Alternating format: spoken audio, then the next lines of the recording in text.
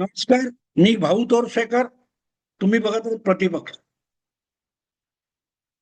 मित्रांनो, नेहमीप्रमाणे 12 मार्चला सुप्रीम कोर्टामध्ये उद्धव ठाकरे आणि एकनाथ शिंदे या दोन पक्षांची जी धनुष्यबाण चिन्ह आणि पक्षाचं नाव यावरून हाणामारी लागलेली आहे त्याची केस सुनावणीला येणार होती. अर्थात गेली जवळजवळ 2.5-3 वर्ष ही केस नित्य नेमाने सुनावणीला येत असते आणि त्या केसला एक तारखेची लाथ मारून परत अडगळीत ढकलून दिलं जातं. आणि खरं बघायला गेलं तर खुद्द एकनाथ शिंदे ज्यांच्याकडे आज अधिकृतपणे शिवसेना हे पक्षाचं नाव आहे, धनुष्यबाण ही पक्षाची अधिकृत निशाणी ज्या एकनाथ शिंदेकडे आहे, त्यांना या केसमध्ये या सुनावणीमध्ये फार तर स्वारस्य आहे असं अजिबात दिसत नाही. कारण शिंदे असोत, त्यांचे सहकारी असोत, त्यांच्या पक्षाचे नेते प्रवक्ते असोत, त्यांच्या तोंडून तुम्हाला चुकूनही सुप्रीम कोर्ट काय तो निकाल देईल, आम्हाला न्याय मिळालेला आहे, तो न्याय सुप्रीम कोर्टामध्ये कायम राहील वगैरे वगैरे अशी कुठलीही भाषा किंबहुना सुप्रीम कोर्टातल्या केस बद्दल अधिकृत शिवसेना म्हणजे एकनाथ शिंदे यांच्या पक्षाकडून एक चकार शब्द उच्चारला जात नाही महिनोन महिने. दुसऱ्या बाजूला त्याचे याचिकाकर्ते म्हणजे केसमध्ये एकनाथ शिंदे हे प्रतिवादी आहेत आणि वादी म्हणजे याचिकाकर्ते उद्धव ठाकरे यांचा पक्ष आहे, ज्याला जनता उबाठा शिवसेना म्हणून ओळखते. आपला बाप पळवला, आपला पक्ष पळवला, आपलं पक्ष चिन्ह पळवलं म्हणून सदोदित रडून रडून आता उद्धव ठाकरे सुद्धा कंटाळलेले आहेत. कारण मध्यंतरी लोकसभा, विधानसभा, नगरपालिका, महापालिका, जिल्हा परिषदा अशा निवडणुका होऊन गेलेल्या आणि आता जवळजवळ पुढली 3 वर्ष कुठल्याही निवडणुका होण्याची शक्यता नाही. त्यामुळे पक्षाचं नाव मिळालं काय नाही मिळालं काय त्याचा आत्ता तरी आपल्याला फायदा नाही, हे उद्धव ठाकरेंना आणि त्यांच्या निकटवर्तीय पक्ष नेत्यांना कळलेलं आहे. आणि म्हणून त्यांना या सगळ्या गोष्टीचं अजिबात कौतुक वाटेन असं झालंय. त्यामुळे चुकून कुठेतरी एखादा विषय निघाला कोर्टाचा वगैरे तर शिवसेनेचे प्रवक्ते त्यावर भाष्य करतात, बघू कधी न्याय मिळेल तो वगैरे वगैरे वगैरे सोडून द्या. किंवा उद्धव ठाकरे सुद्धा कुठेतरी भाषणामध्ये सुप्रीम कोर्ट काय करतंय वगैरे वगैरे खिशात घातलं. पण त्या पलीकडे नित्यनेमाच्या राजकीय जीवनामध्ये उद्धव ठाकरेंकडून सुद्धा त्या सुप्रीम कोर्टातल्या केस बद्दल चकार शब्द उच्चारला जात नाही. पण मित्रांनो, एक गोष्ट असते ना की तुमच्या घरात तुम्ही जर कुत्रं पाळलेलं असेल तर तुमच्या दारावर एखादा फेरीवाला येवो किंवा कुठला पाहुणा येवो, त्याचा नुसता जवळ येतो असा सुगावा लागला तर तात्काळ तुम्ही पाळलेलं कुत्रं भुंकायला लागतं. आणि कुत्रं भुंकतंय म्हणजे दाराच्या आसपास कोणतरी आलाय, घोटाळतोय असं मालकाला अंदाज येतो. अर्थात मालक वर्तमानपत्र वाचत असेल, टीव्ही वगैरे बघत असेल तर उठून दार उघडायला वगैरे येत नाही, बेल वाजायची प्रतीक्षा करतो. पण कुत्रा मात्र भुंकायचा थांबत नाही. जोपर्यंत दारापर्यंत आलेला फेरीवाला किंवा पाहुणा हा दारापासून सुरक्षित अंतराच्या पलीकडे निघून जात नाही, दिसेनासा होत नाही, तोपर्यंत ते कुत्र बेंबीच्या देठापासून ओरडून भुंकत राहत. या सुप्रीम कोर्टात शिंदे ठाकरे केसची अवस्था नेमकी तशी झालेली आहे. त्याविषयी ना उद्धव ठाकरेंना फिकीर आहे, चिंता आहे, ना एकनाथ शिंदेना त्याची पर्वा आहे. पण ज्या वेळेला पूर्वी कधीतरी दिलेली तारीख जवळ येते आणि सुप्रीम कोर्टाच्या त्या ठराविक खंडपीठाच्या विषय तालिकेवर या केसचा नंबर पडतो तेव्हा तात्काळ अशी काही पाळीव कुत्री भुंकायला सुरुवात करतात. बघा आता काय होतंय, तारीख येईल की नाही, नंबर 40वा आहे, तो सुनावणीला येईल सुद्धा की नाही, वगैरे वगैरे वगैरे वगैरे सुरू होतं. अनेकदा तो नंबर येत नाही. आतापर्यंत कमीत कमी 8-10 प्रसंग दिवस असे आहेत की ती तारीख होती आणि ती तारीख आली असताना तो दिवस मावळतो, पण केस सुनावणीला सुद्धा येत नाही. एक दोनदा असं झालं की कोर्टाने तो विषय घेतला, पण म्हणाला हे सलग सुनावणी करून ऐकलं पाहिजे आणि हा विषय निकाली काढला पाहिजे. पण आत्ता आम्हाला वेळ नाही. आमच्या समोर अनेक यापेक्षा अत्यावश्यक आणि गंभीर असे विषय आहेत आणि त्यामुळे आत्ता आम्ही या केसच्या सुनावणीला सुरुवात करू शकत नाही. आणि म्हणून तारखा देत देत देत मला ते 2-2.5 वर्ष निघून गेलेली आहे. अशा वेळी 12 मार्चला ही सुनावणी होणार. पण मी तुम्हाला सांगितलं की घर कधी विषय गंभीरपणे घेत नाही, पण कुत्र्याला मात्र तो समोरचा माणूस दिसेनासा होईपर्यंत भुंकल्याशिवाय चैन पडत नाही. तसे या विषयामध्ये आपला जीव अडकलेले काही लोक आहेत. त्यामध्ये काही पत्रकार आहेत, काही रिपोर्टर आहेत, काही विश्लेषक आहेत, तसेच काही वकील मंडळी सुद्धा आहेत. जशी तारीख जवळ येते तसतसा त्यांचा जीव कासावीस व्हायला सुरुवात होतो आणि ते भुंकायला सुरुवात करतात आणि तारीख जाऊन एक दिवस उलटेपर्यंत ते भुंकतच राहतात. आताही तसंच झालं. 12 मार्चला ही तारीख होती आणि खंडपीठाच्या तालिकेवर 40 नंबरची केस म्हणून त्याची नोंद झालेली होती. तर पहिली सुरुवात आदल्या दिवशीच झाली. जर तारीख नंबर 40वा असेल तर याची सुनावणी अजिबात शक्य नाही, असा ओरडाओरडा सुरू झाला. पण झालं असं की 12 तारीखला अचानक खंडपीठाने तो विषय घेतला आणि दोन्ही बाजूचे वकील म्हणजे शिंदेचे मुकुल रोहटगी आणि उद्धव ठाकरेंचे कपिल सिब्बल या दोघांची थोडीशी बातचीत केली की बाबा तुम्हाला किती वेळ लागेल. कपिल सिब्बल म्हणाले मला 3 तास लागतील. तेव्हा कोर्टाने सांगितलं तुमच्यासारखा इतका हुशार चतुर माणूस त्याला 3 तास कशाला लागतात. तर कपिल सिब्बल म्हणाले ठीक आहे मी 2 तासात आवरेन. नाही नाही 2 तास तरी कशाला पाहिजे, 1 तासात तुम्हाला करता आलं पाहिजे. कपिल सिब्बलांनी 1 तास सुद्धा कबूल केला आणि शेवटी लवकरच लवकरच याची सुनावणी घेण्याचं आश्वासन देत त्याला परत एकदा बिनतारखेची लाथ मारून खंडपीठाने ती केस अडगडीत फेकून दिली. आता कधी सुनावणी होणार कोणाला माहित नाही, कोणाला माहित नाही.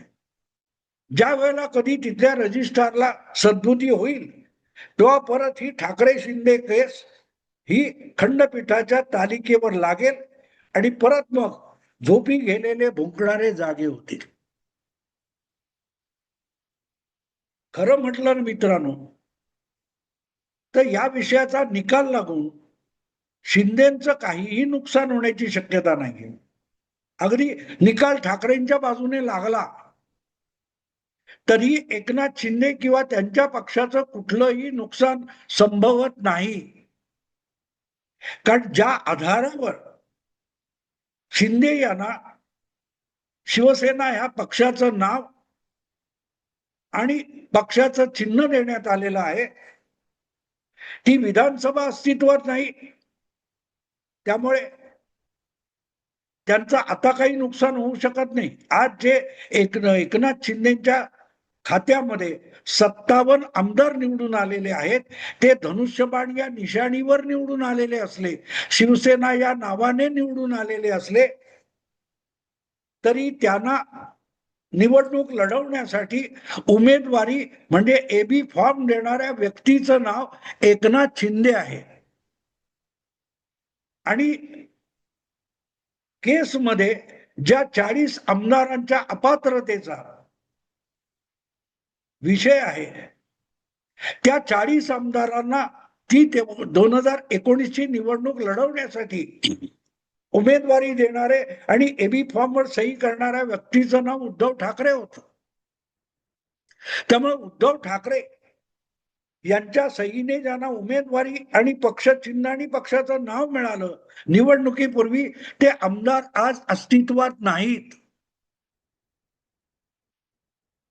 आणि त्यामुळे त्या आधारावर आजचा जो एकनाथ शिंदे यांचा पक्ष आणि जे 57 आमदार आहेत त्यांना अपात्र वगैरे ठरवण्याचा कुठलाही निर्णय घेण्याचा अधिकार सुप्रीम कोर्टाकडे नाही.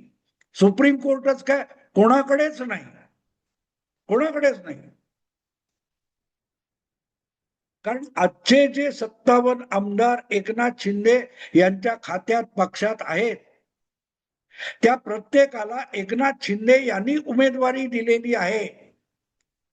त्यांना निवडणूक लढवण्यासाठी पक्षचिन्हाचा अधिकार हा एकनाथ शिंदे यांच्या सहीने मिळालेला आहे, उद्धव ठाकरे यांच्या सहीने मिळालेला नाही.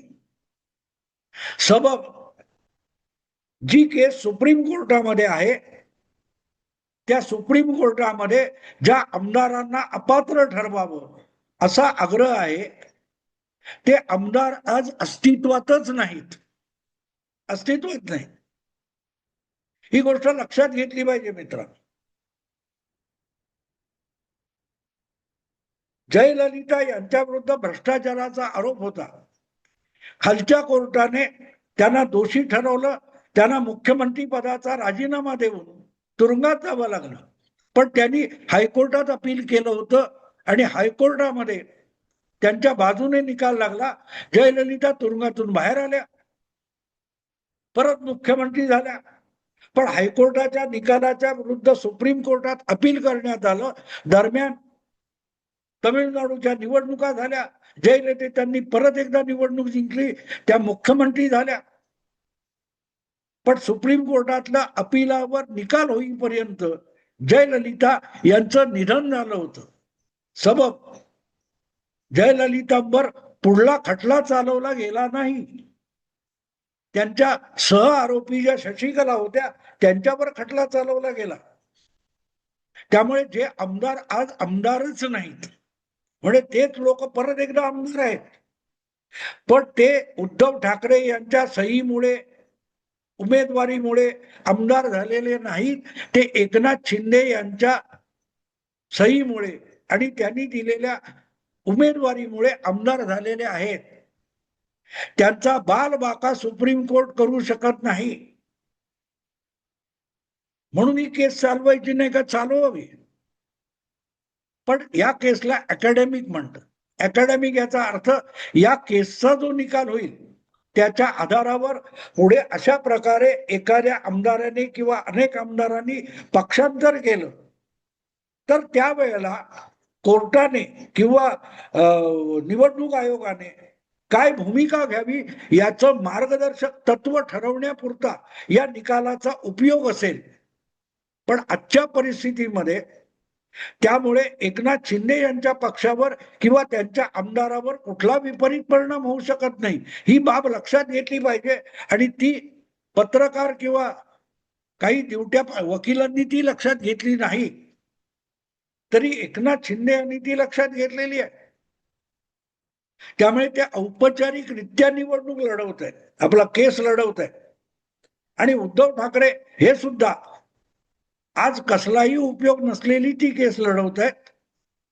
कारण बघा, एकनाथ शिंदे खोटारडा पाडला की नाही हे उद्धव ठाकरेंना दाखवायचं. या पलीकडे त्या खटल्यामध्ये काहीही महत्वाची गोष्ट होणार नाहीये, घडणार काही नाहीये. मग इतका आग्रह का आहे, तर तो समजून घेण्यासारखा आहे. उद्धव ठाकरे यांचं म्हणणं जे आहे ते म्हणणं असं आहे की तुला नाही मला नाही घाल कुत्र्याला. कारण उद्धव ठाकरे हे सुद्धा आता गेल्या जवळजवळ 3-4 वर्षापासून उबाठा शिवसेना नावाचा वेगळा पक्ष चालवत आहेत. त्यांच्या पक्षाला नवीन नाव मिळालेलं आहे. त्यांच्या पक्षाला मशाल हे वेगळं निवडणूक चिन्ह मिळालेलं आहे. त्यावर त्यांनी लोकसभा, विधानसभा, जिल्हा परिषद, महापालिका या निवडणुका लढवलेल्या आहेत. नव्या चिन्हावर त्यांना मतं मिळालेली आहेत आणि धनुष्यबाण चिन्हावर शिंदे यांना मतं मिळालेली आहेत. त्यामुळे चिन्ह परत मिळालं तर आपल्याला मतं वाढतील, हा खुळा आशावाद उद्धव ठाकरे यांच्याकडे नाहीये. त्यांची अपेक्षा एवढीच आहे की धनुष्यबाण हे चिन्ह आपल्याला मिळणार नसेल तर ते कमीत कमी गोठवलं जावं. एकनाथ शिंदेना शिवसेना हे नाव, म्हणजे फक्त 4 अक्षरी शिवसेना हे नाव एकनाथ शिंदेना मिळावं, ही उद्धव ठाकरे यांची पोटदुखी आहे. आपल्या पित्याच्या पक्षाला मिळालेलं अधिकृत चिन्ह धनुष्यबाण हे एकनाथ शिंदे यांच्याकडे आहे, ही उद्धव ठाकरे यांची पोटदुखी आहे. आणि म्हणून ते आम्हाला दिलं नाही हरकत नाही, पण ते मातीमोल करून टाका, ते फ्रीज करा, गोठवून टाका, एकनाथ शिंदेला पण देऊ नका. एवढ्यासाठी उद्धव ठाकरेंना त्या याचिकेमध्ये, त्या सुनावणीमध्ये रस आहे. याला विध्वंसक वृत्ती म्हणतात. जर तुम्हाला आज मशाल या निशाणीवर मतं मिळत असतील तर मग एकनाथ शिंदेचा द्वेष करणं, त्यांच्या नुकसानासाठी रोजच्या रोज प्रार्थना करत राहणं, यापेक्षा आपला पक्ष वाढवण्यासाठी उद्धव ठाकरे यांनी काम केलं तर कदाचित मुंबई महापालिकेत यापेक्षा अधिकचं यश त्यांना मिळवता आलं असतं. पण विघ्न संतोषामध्ये इतकी रममाण झालेली माणसं असतात आणि मग आपापल्या विकृत हेतूसाठी त्यांना हरभऱ्याच्या झाडावर चढवणारे लोक पण असतात. त्यात वकील असतात, पत्रकार असतात. पण एक गोष्ट लक्षात घ्या, ही केस अशी ढकलली ढकलली ढकलली जाईल, त्यातून काहीही निष्पन्न होणार नाही. हे मी गेली 3 वर्ष सातत्याने सांगतोय. कदाचित हा 15-20वा पण व्हिडिओ असेल त्या विषयावर. यातून उद्धव ठाकरे यांच्या हाताला काही लागणार नाही, एकनाथ शिंदे यांचं कुठलंही नुकसान होणार नाही, हे तथ्य आणि सत्य मी वारंवार सांगत आलोय. पण खोटा आशावाद असतो, खुळा आशावाद असतो की काहीतरी चमत्कार घडेल आणि त्याचे डोळे फुटतील. मला एक अशी जाता जाता गमतीदार गोष्ट आठवली म्हणून सांगतो. एकदा एका विघ्न संतोषी माणसावर देव प्रसन्न झाला आणि म्हणाला, वत्सा तुला काय पाहिजे ते मागून घे, आज मी तुझ्यावर प्रसन्न झालेला आहे. आता हा भक्त हा मुळात विघ्न संतोषी आहे, त्यामुळे आपलं काहीतरी भलं करून घ्यावं यासाठी मागणी करावी, वरदान मागावं, तर त्याला ते सुचेना, तो डोकं खाजवायला लागला. एवढ्यात देव म्हणाला, बघ तू जे काय मागशील ते तुला मिळेलच, पण जे तुला मिळेल त्याच्या दुप्पट तुझा जो समोरचा शेजारी आहे, ज्याला तू शत्रू मानतोस, त्याला तुझ्या दुप्पट मिळेल. आता डोकं खाजवून हा विघ्न संतोषी म्हणतो, देवा माझा डावा हात तोडून टाक. म्हणजे अपेक्षा काय, समोरच्या शत्रू शेजाऱ्याचे दोनही हात तुटावेत. विघ्न संतोषी वृत्ती ही अशी असते. आपल्याला काय मिळतंय ते घेण्यापेक्षा दुसऱ्याच्या नुकसानामध्ये, दुसऱ्याच्या त्रासामध्ये जे आनंद शोधतात त्यांना विघ्न संतोषी म्हणतात. आणि या सगळ्या सुप्रीम कोर्टात लटकलेल्या शिवसेना खटल्याचं प्रकरण जे आहे ते खाजवून खाजवून खाजवून जखम वाढवण्याचं काम असे काही विघ्न संतोषी करत असतात. आणि त्यामुळे परत एकदा ही धनुष्यबाणाची शिंदे ठाकरे केस तारखेच्या जंजाळात येऊन अडकली आहे. कधी तिचा निकाल लागेल, कधी त्याची सुनावणी होईल, ईश्वर जाणे. मी थांबतो. आवडलं लाईक करा, शेअर करा आणि प्रतिपक्षाला सबस्क्राईब करा. नमस्कार.